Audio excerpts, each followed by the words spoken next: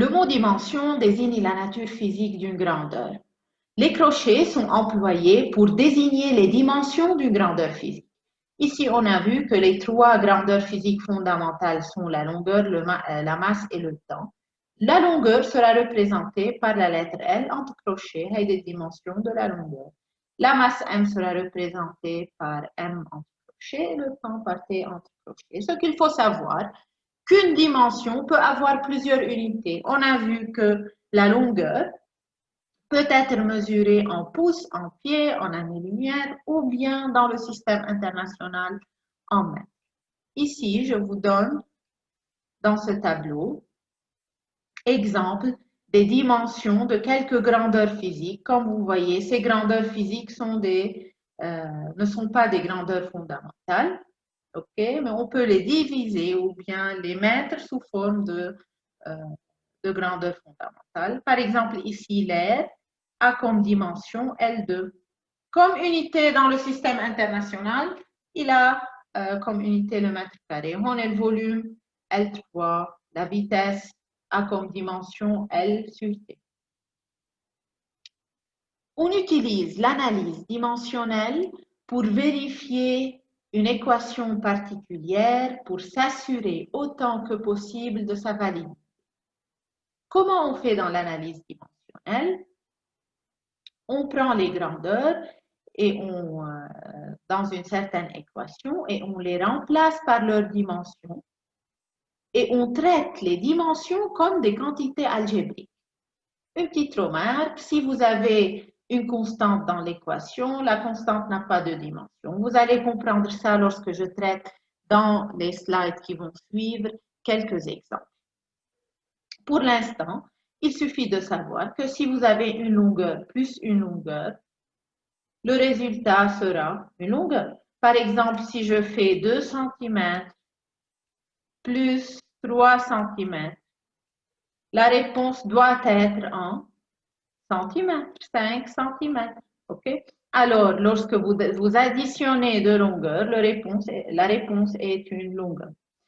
Lorsqu'on fait la soustraction, aussi la soustraction de deux longueurs est une longueur. Ici, si on fait 2 mètres moins 3 mètres, alors moins 1 mètre, on parle de la même dimension qui est la longueur. Si on multiplie une dimension par une autre, comme dans le cas des longueurs ici, c'est L au carré. Et lorsqu'on divise, par exemple, L par L, le rapport est 1. Ce qu'il faut savoir que les deux côtés de l'équation doivent avoir les mêmes dimensions. Toute relation ne peut être correcte que si les dimensions des deux côtés de l'équation sont les mêmes. On a une limitation dans cette méthode.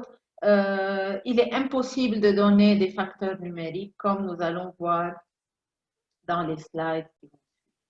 Pour mieux comprendre c'est quoi l'analyse dimensionnelle, je vais traiter quelques exemples. Prenons par exemple cette équation qui donne la position d'une particule en fonction de son accélération et du temps. X égale 1/2 à T2. Il faut vérifier que cette équation est dimensionnellement correcte. Comment on fait? X, c'est une longueur. Alors, je peux représenter X par L entre crochets.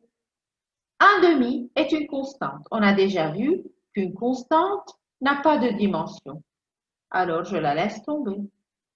A, l'accélération, a comme dimension longueur sur temps au carré. Et T carré, c'est le temps au carré. Alors, je peux remplacer cette équation ici. X sera remplacé par L. A sera remplacé par L sur T2 et T2 par T2. Alors, j'ai transformé cette équation sous cette forme. Et maintenant, je peux faire l'analyse dimensionnelle. Okay? Maintenant, je peux dire que T carré et T carré, je peux les simplifier. Alors, L égale à L. Une longueur est égale à une longueur. Des deux côtés de l'équation, j'ai les mêmes dimensions. alors cette équation est correcte et dimensionnellement correcte. Je vous rappelle que pour les constantes, vous n'avez pas de dimension. Passons au deuxième exemple. Déterminer la puissance d'une proportionnalité.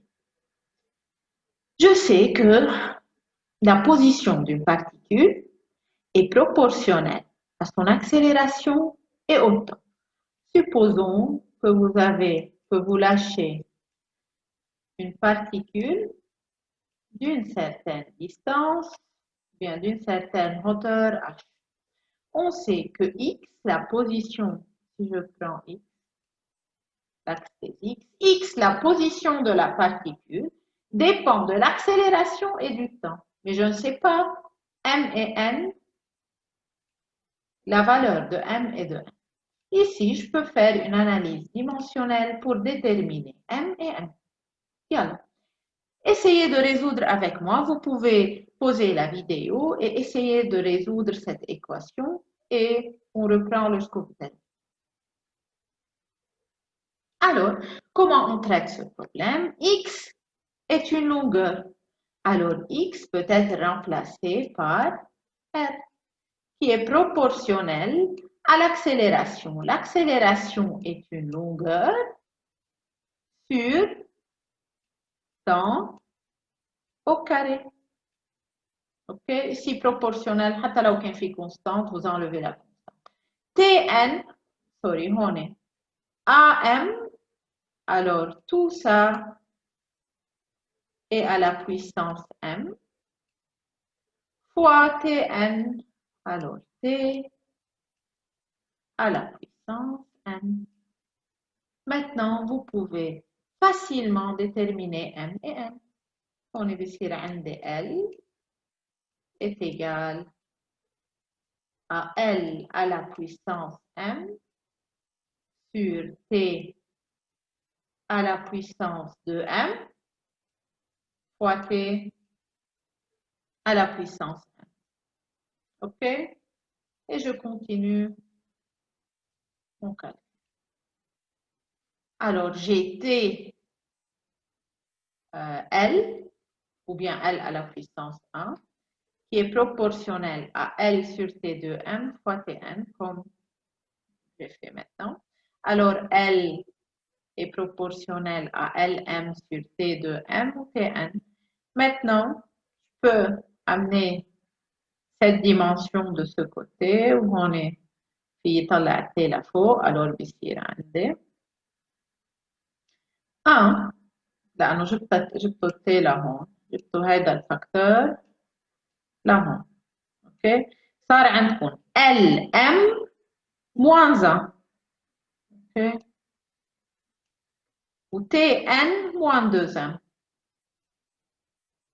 Alors Lm moins 1 fois Tn moins 2m هون بقى عندكم 1 صح؟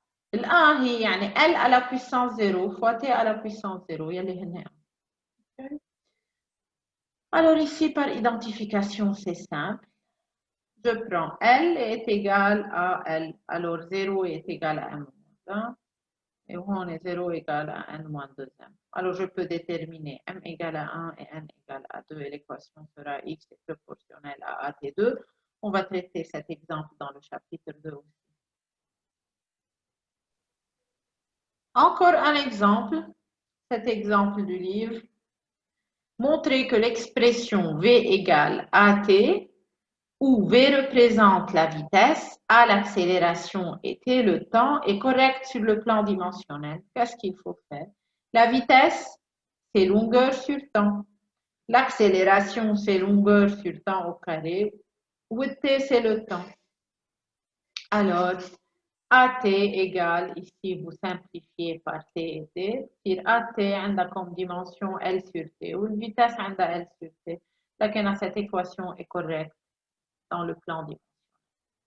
Alors, j'ai utilisé l'analyse dimensionnelle pour vérifier qu'une certaine équation est correcte dimensionnellement. L'exemple 1.2 du livre.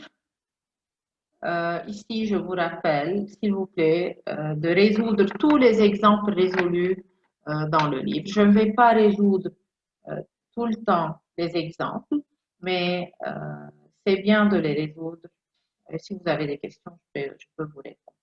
Alors, supposons que l'accélération A d'une particule se déplaçant à vitesse constante selon un cercle de rayon R est proportionnelle à une certaine puissance de R, disons Rn, et à une certaine puissance de V, disons Vm.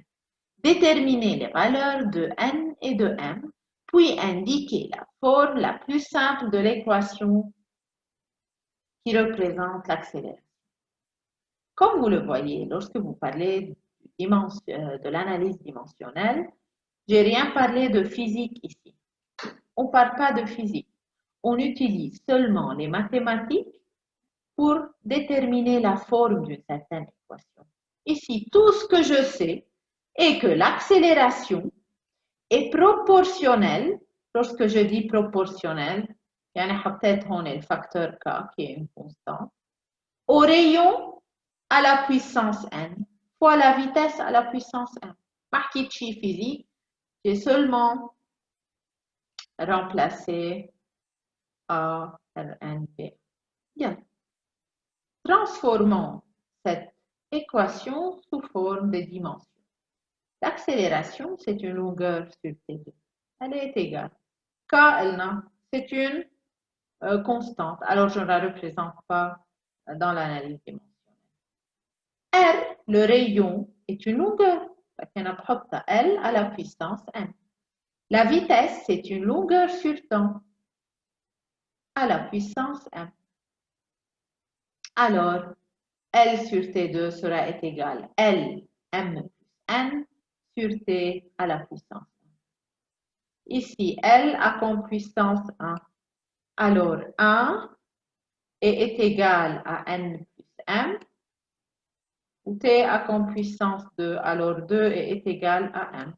Alors, m égale à 2, n plus 2 égale à 1. Vous pouvez déterminer n et m. Alors, l'équation finale sera A égale à K, une constante de proportionnalité V2 sur